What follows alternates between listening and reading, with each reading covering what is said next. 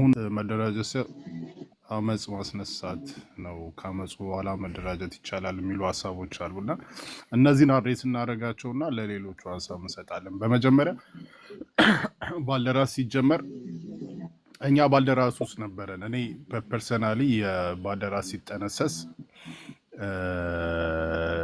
በዚህ አውሮፓ የባልደራስ ድጋፍ ሰጪ ምናምን የሚባል እንትን ውስጥ ነበርኩና በደንብ ገና ሀሳቡ ሲነሳ ማለት ነው።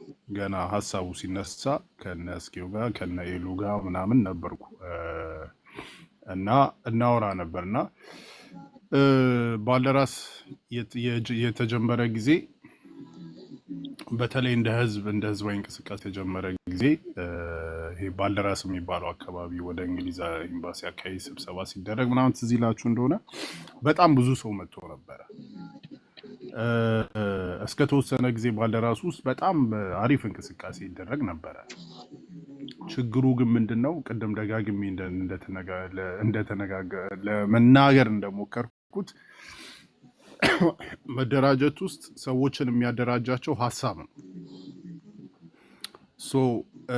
ክሊር የሆነ ሀሳብ የአዲስ አበባን ህዝብ ጥያቄ ብቻ ይዞ መንቀሳቀሱ ላይ ችግር አለ። ስለዚህ ነው መጀመሪያ ለምንድን ነው የምንደራጀው የሚለው ነገር ሊገባን ይገባል። ካልሆነ ይፈርሳል ማንኛውም አደረጃጀት። ይሄን አንደርስታንድ እንድታደርጉ ትፈልጋለሁ የአራዳ ልጆች። ዝም ብሎ መደራጀት ዝም ብሎ መሰብሰብ ምናምን አይደለም ቁም ነገሩ። ዝም ብሎ እኮ ሰው ሊሰበሰብ ይችላል። ዛሬ 100 ሰው ነገ 30 ምናምን 1000 10,000 ሰው ሊመጣ ይችላል። እሱ አይደለም ፖይንቱ።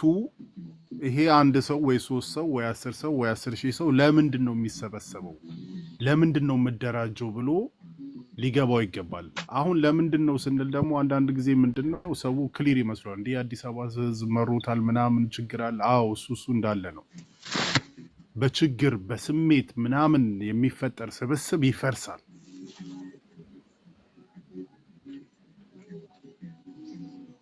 ይሄ ነው ትልቁ ችግር። የትኛውንም የፖለቲካ እንቅስቃሴ የትኛውንም አመጽ ሊፈጥር ህዝባዊ እንቅስቃሴ ህዝባዊ ቢተኝነት ምናምን ለመፍጠር የሚደረግ ስብስብ በስሜት ከተሰበሰበ ዝም ብሎ አላል በግርግር ከተሰበሰበ ይፈርሳል።